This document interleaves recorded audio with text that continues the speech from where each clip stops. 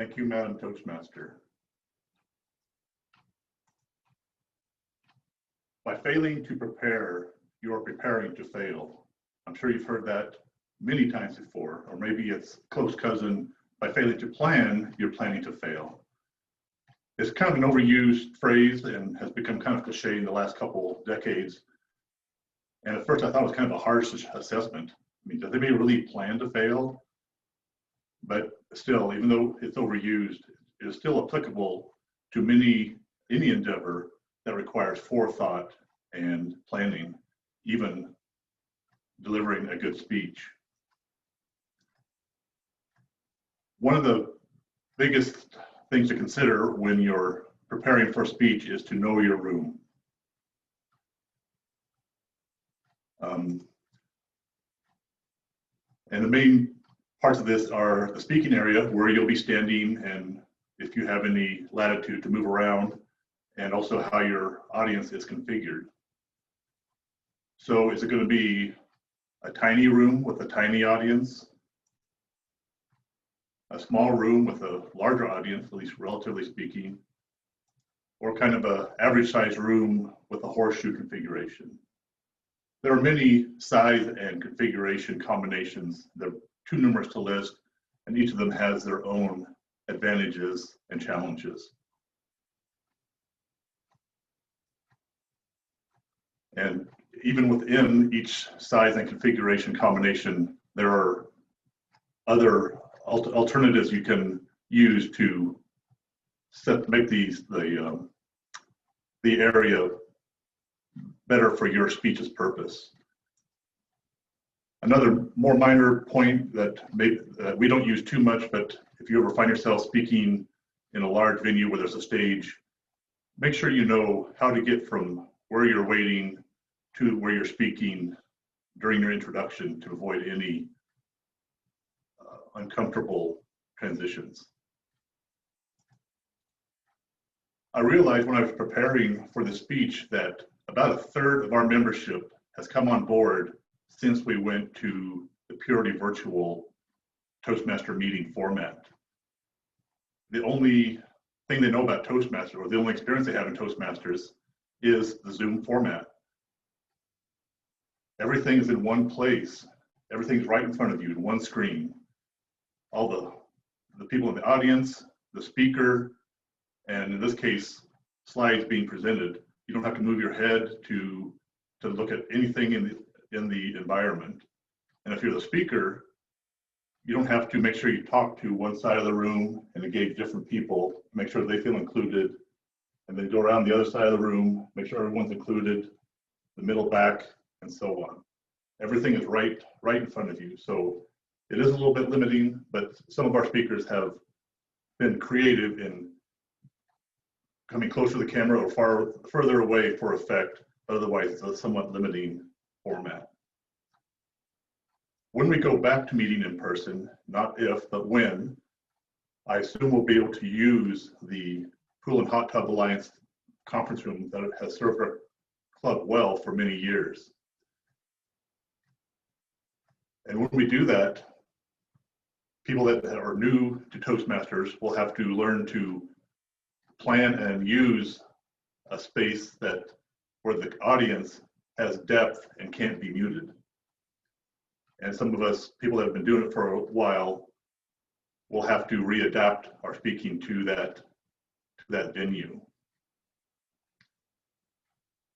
And the venue, if you haven't seen it before, is like the last room configuration on the previous slide. An average size conference room with a horseshoe configuration, only a little bit deeper. And within that, people have used different sub-configurations. They've used visual aids without the lectern, visual aids with the lectern, being brave and using no visual aids and no lectern, or no visual aids and a lectern. And there's my good side. So regardless of whether you've been there or not, when you're doing your next speech after we start meeting in person, you really need to think about how you're going to use that space to best complement your delivery of your speech and allow us to get the most out of it.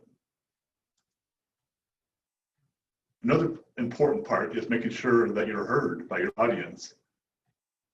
Depending on the size of the venue or the configuration, you may need a microphone to help the audience hear what you're saying without having to yell or without them having to strain to hear you. But depending on what the situation is it a large group? Large groups require large venues, and those are sometimes hard to fill without the assistance of a microphone and amplification. Or you might be addressing a bunch of old geezers like me that don't admit that they might need a hearing aid, and they might need some help hearing you.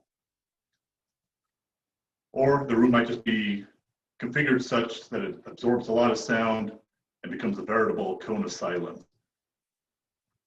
Fortunately, the conference room we've used and the Zoom format has worked well without the assistance of microphones, but it's a good skill to learn to use and might be something we might want to consider having people practice in our meetings. And finally, good old practice, rehearsing your speech. One thing that really helped me when I was just joined Toastmasters was an article in the Toastmasters magazine, and the idea was to practice ideas and not words, or the phrase they used was internalize, don't memorize.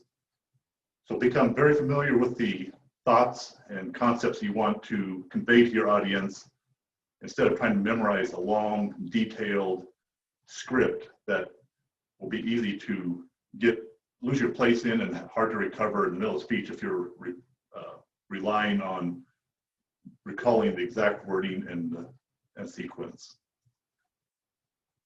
Every time you rehearse your speech, finish the entire session without stopping. So yes, that means rehearsing more than once. And when you do, if you hit a hiccup, don't stop, get frustrated, and go back to the beginning. Just calmly collect your thoughts and continue on, and that will be good practice for recovering when you do hit a rough spot in your real speech.